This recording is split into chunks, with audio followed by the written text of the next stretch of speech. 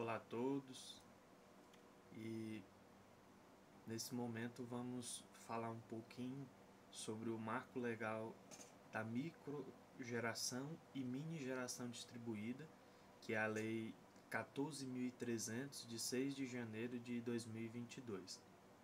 Primeiramente agradeço a minha orientadora, a doutora Juliana Lobo Paz, pela oportunidade e pelo momento, de poder compartilhar com vocês um pouco sobre esse assunto, que é tão denso e também ao mesmo tempo curioso para todos, porque é recente, a todos aí da Federal do Rio de Janeiro. Então, quando tratamos de partes legais, de partes do direito, que é legislações, marcos legais, para quem não é da área, se eu adentrar em temas mais densos, voltados para a área do direito, acabaria que ficaria taxativo e vocês não compreenderiam bem. Então eu busquei fazer um resumo e passar pelos pontos mais importantes para que vocês possam ter uma noção sobre esse marco legal que está sendo tão comentado e como é as expectativas para que ele funcione no nosso cenário nacional. Vamos lá. Eu deixei aí algumas das bibliografias que eu utilizei para expor essa apresentação, essa aula para vocês. Primeiramente, é claro que a base é a Lei 14.300, para você que tem interesse de conhecer mais sobre o tema, de ler sobre o assunto. Lá no site da Casa Civil do Governo Federal você vai encontrar essa lei na íntegra, inclusive com os vetos, com todas as alterações, lá tem disposto ao público. Então tá aí o link para quem tiver interesse. Fiz uma consulta também sobre a temática na ANEEL, que é uma agência que regula, essas questões que envolvem energias e tal. Então, também lá no site da ANEEL tem muitas informações sobre o assunto, inclusive vai ter um tópico específico sobre ela, que vou falar mais à frente. E também eu encontrei uma obra que achei interessante e fiz algumas ponderações dentro dela também, que é As Experiências Internacionais em Geração Distribuída, Motivações, Impactos e Ajustes, do Nivaldo José de Castro e do Guilherme Dantas. Também é uma obra bem interessante. Para você que quer conhecer mais sobre a temática, acesse, que eu tenho certeza que você vai adquirir mais conhecimento e vai ter compreensão sobre esse tema tão importante hoje no nosso cenário quando trata de geração de energia. Então vamos lá, vamos entender o que é esse marco que veio para regular essa geração de energia e tudo mais. Como está aí no slide para você, tem uma imagem do Congresso Nacional, aí aonde os deputados e senadores votam projetos de leis para que entram em vigor no nosso país e que também tragam alguma disposição, alguma funcionalidade. E isso foi o que aconteceu sobre a questão da geração distribuída. O projeto de lei, na época que tramitou no Congresso Nacional, o projeto 5.829 de 2019, que foi sancionado no início de 2022, que se tornou a Lei 14.300. Muitas pessoas têm dúvida, a lei é 5.829 ou é 14.300? 5.829 é o número de lei que é dado lá dentro do Congresso Nacional. Esse não tem efetividade para fins de lei, para fim da lei no âmbito nacional. É apenas um número dado lá dentro do Congresso Nacional.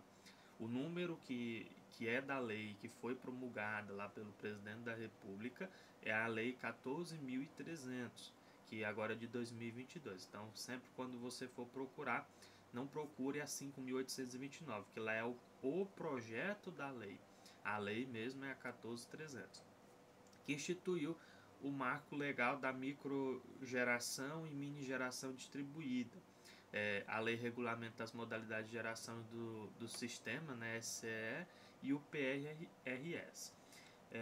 Então, esses são os pontos iniciais para que você entenda qual que é a lei e como ela veio a surgir. Foi um longo debate, né? Desde 2019 aí, para agora ser promulgada, cerca de 4 anos para essa lei entrar em vigência. Teve muitos assuntos, muitas discussões. Analisando essa lei, é muito importante também um ponto, entender sobre os vetos presidenciais, porque teve vetos presidenciais na lei. Toda lei, quando ela tramita no Congresso Nacional, ela vai para a sanção do presidente da República. E o presidente da República ele pode lá promulgar totalmente essa lei, ou então ele pode promulgar em parte da lei e vetar outra parte, ou vetar toda a lei. Quando ele faz o veto, esse veto volta para o Congresso Nacional analisar o veto. Normalmente o veto ele vem de alguma consulta que o presidente faz a um ministério, como aconteceu nesse caso específico. Então, dentro da Lei 14.300, nós tivemos 2 vetos importantes que estão ainda sob análise do Congresso Nacional. O que eu posso dizer para vocês é que hoje nós não temos uma certa segurança jurídica. Toda lei, quando ela é nova e ela ainda está em trâmite ou pode ter alguma também inconstitucionalidade que o Supremo Tribunal vai analisar, nós não temos uma segurança jurídica sobre essa norma. Então, eu diria que a 14.300 ela está ainda na sua fase de adaptação, de entrada no campo legislativo e de aplicação para as pessoas.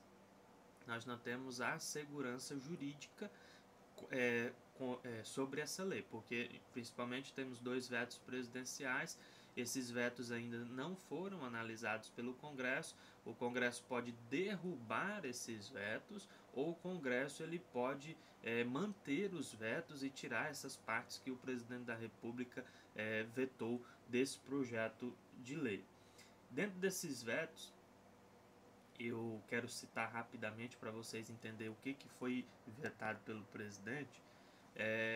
Para você que tiver mais interesse em conhecer a mensagem do veto do presidente da República, é a mensagem número 18, de 6 de janeiro de 2022. A primeira parte da legislação que o presidente vetou é o parágrafo 3º do artigo 11. Ele vetou ouvindo o Ministério de Minas e Energia e o Ministério da Economia, que se manifestaram contrários a essa parte. Em resumos gerais, para não entrar tanto numa parte teórica voltado para o campo jurídico, esse primeiro veto ele se diz respeito a questão de fazer loteamento solar nos reservatórios de hidrelétricas. A lei, dentro desse parágrafo 3º, ela traria uma possibilidade de se construir inúmeras usinas de micro e mini geração distribuída, ou seja, sem limitação, uma do lado da outra, desde que em lagos de reservatório, ou em qualquer outra superfície de lâmina de água como lagos. Só que o presidente da República, ouvindo os ministérios, entendeu como inadequado. Ele explica o porquê dentro dessa mensagem de veto, se você tiver interesse, ouvindo os ministérios que estão em tela. Ele vetou essa parte. O segundo veto, esse foi ouvido só o Ministério da Economia, que se manifestou contrário, que é o parágrafo único do artigo 28 da lei. Esse, para alguns, é considerado um veto prejudicial. O que diz esse veto? Em resumos gerais, sobre a possibilidade de enquadramento de micro e mini geração em programas como rede de debêntures incentivadas. É um projeto que ele traria um certo incentivo à geração de energia, né? Da questão aí do enquadramento das micro e mini geração. Muitos criticam esse veto, acham ele prejudicial porque ele traria ali um certo veto ao incentivo da geração de energia, assim como ocorre em outros países. Se você ler esse livro que eu coloquei na bibliografia inicial, ele fala muito sobre essa questão, esses panoramas no cenário internacional.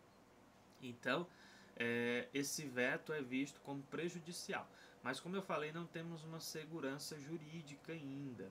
Esse veto ele pode ser derrubado pelo Congresso Nacional, ou se o Congresso entender que o presidente, o ministério tem razões, pode manter o veto da presidência da República. Pode ter também ainda arguições lá no Supremo Tribunal. Ainda temos alguns trâmites acerca dessas temáticas, porque ainda não temos uma lei que ela está 100% segura no ordenamento jurídico. Um outro ponto importante também, que muitos de vocês devem conhecer, é que temos a resolução 482 da ANEEL. O que essa resolução ela dispunha?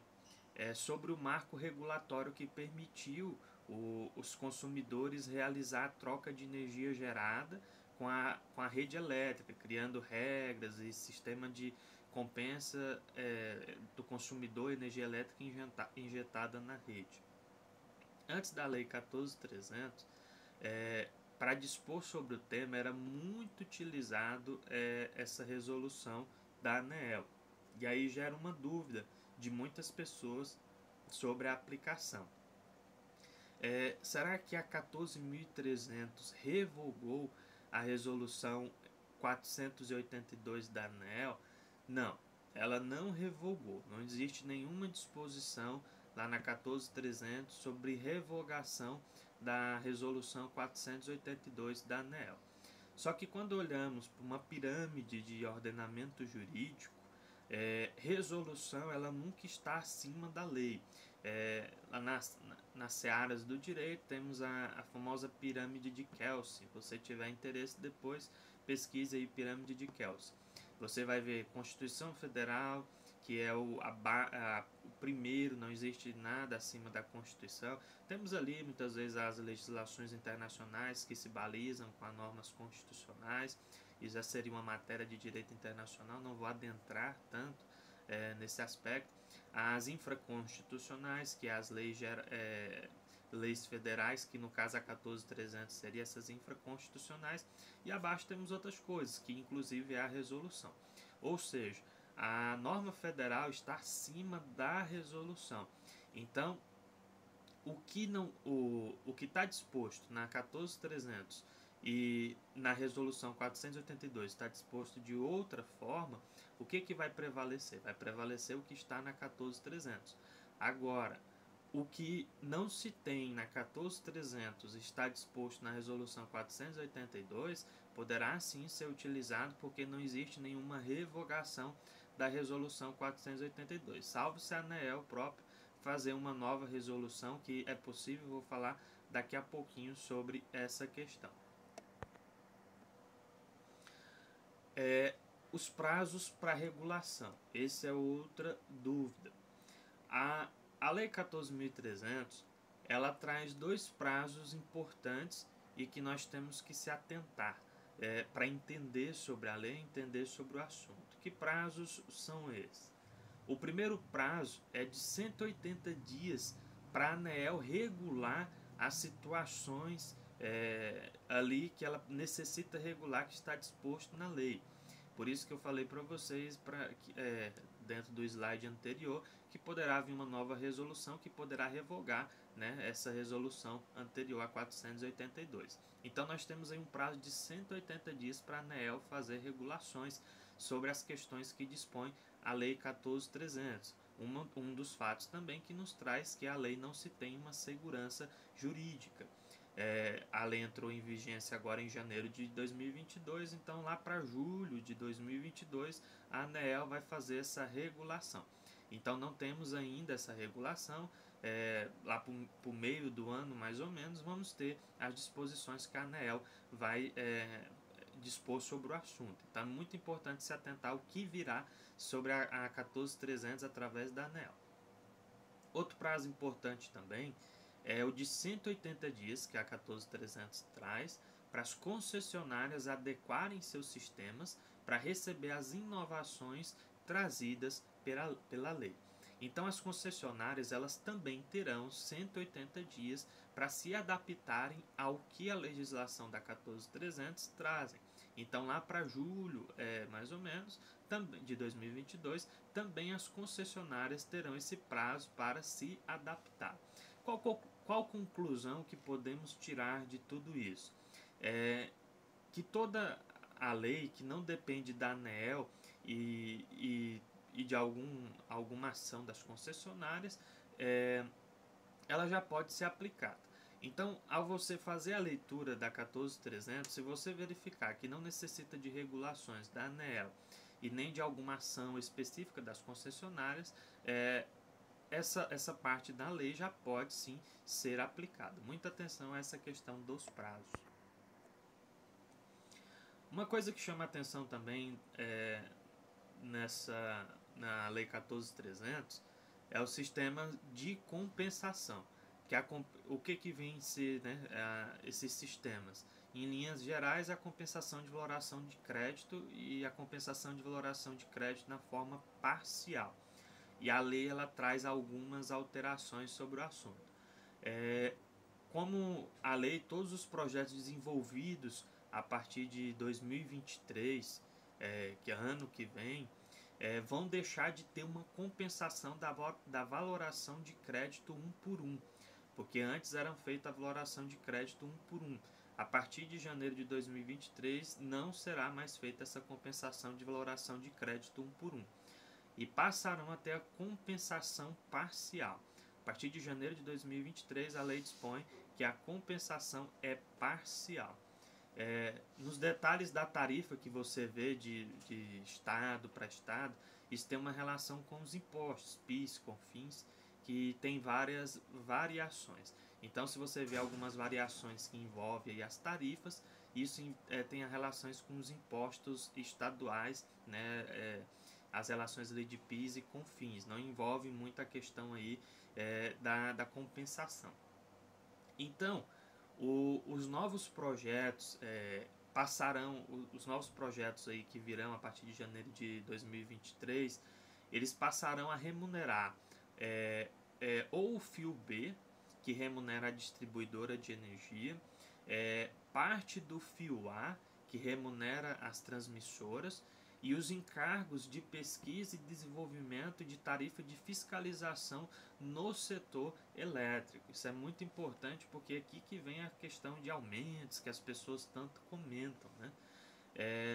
Os projetos de menor porte, projeto de telhado, por exemplo, a maior parte vai pagar somente o fio B, mas os demais projetos vão pagar os outros componentes que eu acabei de citar para vocês. Então, só vai pagar esses componentes os projetos protocolados a partir de janeiro de 2023. Então, quem tem interesse, é bem importante se atentar a fazer os projetos e protocolar antes de janeiro de 2023, devido a essa escadinha de alterações, né, de custos que haverá, que a Lei 14.300 dispõe. Os projetos desenvolvidos em 2022 ainda vão se manter a compensação 1 por 1, conforme dispõe a 14.300. Só que essa perspectiva é para componentes tarifários, não é para tributos. Para tributos aí já tem outras regras, que é na parte do Congresso Nacional, entre as disposições constitucionais. Como eu falei para vocês, a questão dos tributos vai variando, né? Isso que eu comentei é sobre os componentes tarifários, quando olhamos as resoluções da ANEEL e tudo mais. O pagamento desses componentes tarifários citados para vocês, eles vão se dar de forma gradativa ao longo do tempo. Eles não são de imediato, não vai vir tudo de uma vez para quem faz o uso, né, nesse sistema de compensação. Vai vir de forma gradativa, é uma escada que vai se evoluindo conforme dispõe a 14.300. Alguns estudiosos sobre a temática afirmam que a lei melhorou o sistema de compensação e não vai trazer alguma inviabilidade. Claro que quem for utilizar é importante fazer uma análise sobre o assunto, mas quem estuda, as consultorias sobre a temática fala que a lei ela traz melhoras a esse sistema de compensação e não vai trazer qualquer tipo de inviabilidade. Então, essa é a principal mudança que a 14.300 traz e que é tão falada hoje, sobre as questões de custos e tudo mais dentro desse sistema de compensação. Do custo de disponibilidade. Esse também é uma alteração importante para comentarmos aqui. Esse é um outro ponto que é discutido, que é o custo, né, de disponibilidade. O que vem a ser esse custo de disponibilidade em regras gerais? É uma taxa mínima que as usinas e os consumidores que são atendidos em baixa tensão pagam para garantir que se eles não consumirem o mínimo para remunerar a disponibilidade da rede, eles vão ter que pagar por essa taxa. Hoje, quando o consumidor gera a sua própria energia, ele tem que pagar um custo de disponibilidade 2 vezes. Se vocês que já utilizam, vocês vão perceber que de certa forma você paga esse custo de disponibilidade em 2 vezes. Porque você paga ali em crédito e depois você paga em reais. Olhando ali nas perspectivas do direito do consumidor, nós poderíamos até arguir sobre uma questão de uma cobrança em duplicidade. Isso seria muito importante atentar-se. Só que eu creio que o legislador, observando essas questões, observando as regras consumeristas, a 14.300 ela faz com que a cobrança em duplicidade que existe deixa de existir para os consumidores que já fazem parte do sistema de compensação e para os consumidores que façam adesão a esse sistema em 2022, né? Então nós temos aí, como se diz no direito, o tempo de vacatio legis, o tempo de entrada da norma no mundo real, nos fatos, né? Nós temos esse tempo. Então, em 2022, quem fazer a adesão, essa cobrança em duplicidade, ela deixará de existir conforme é disposto na legislação. Esse assunto é denso, esse assunto tem mais especificidades, então é muito importante você ler, né, fazer uma leitura da lei, porque eu estou passando de forma sucinta para que você entenda as principais mudanças sobre essa legislação. Outro ponto importante também são os créditos de energia, que tiveram alterações conforme a 14.300.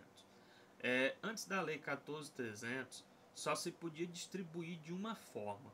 Como é que funcionava essa forma de crédito de energia antes da 14.300? Era indicando percentuais e levando em conta que se sempre distribuiu o excedente do que tinha antes da 14.300.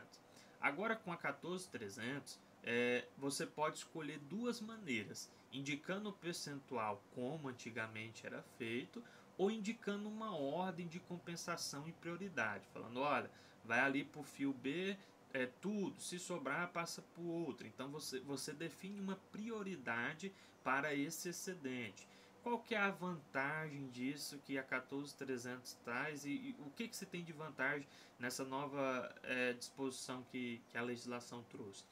Que a gestão da distribuição de crédito, você passa a ter um comando sobre ela. E quando você tem muitos consumidores em uma mesma titularidade, essa mudança vai exigir que a distribuidora adeque o sistema de distribuição.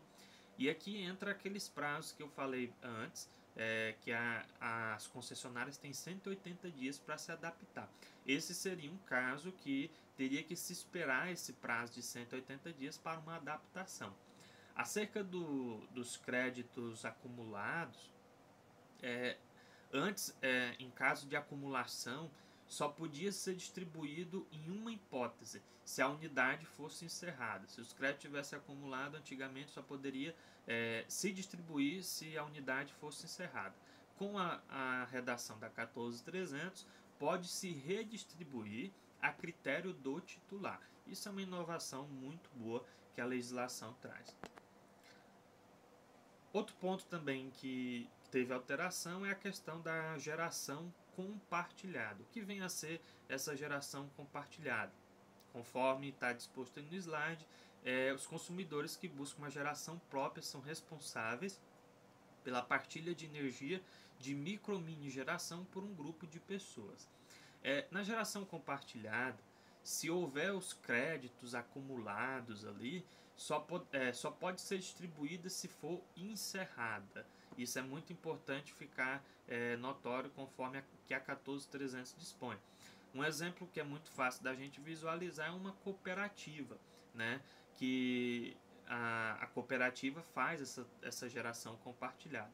Então a 14300 ela inova porque antes só poderia se fazer de titular para titular. E hoje, dentro do que a 14300 traz, se houver créditos acumulados, pode se distribuir se for encerrado ali, porque uma cooperativa ela tem vários titulares. E antes só poderia se fazer de titular para titular. A redistribuição parece que não tem nenhuma adequação, então em tese já pode ser feito. Então não tem nenhuma adequação ali por parte da concessionária ou alguma regulação da ANEEL, então não precisaria cumprir esse prazo de 180 dias que a legislação traz. Então já poderia ser implementada essa distribuição, caso você queira, né, dentro da geração compartilhada. Bom, essa é uma pincelada, né, um resumo que eu trago para vocês sobre a legislação 14300. Passei pelos os pontos mais importantes. Tem muitas coisas ainda a se tratar, mas eu creio que vocês já tiveram uma noção das mudanças e também tiraram e alguns porque as pessoas, né, ficam ali naquele fala, vai aumentar as taxas e tudo mais, mas não é bem assim, conforme foi explicado para vocês durante essa aula. Então, espero que vocês tenham compreendido. Qualquer dúvida, né, fico à disposição para esclarecer as perguntas. Mais uma vez, obrigado à minha orientadora, doutora Juliana, e um abraço a todos vocês aí da Federal do Rio de Janeiro.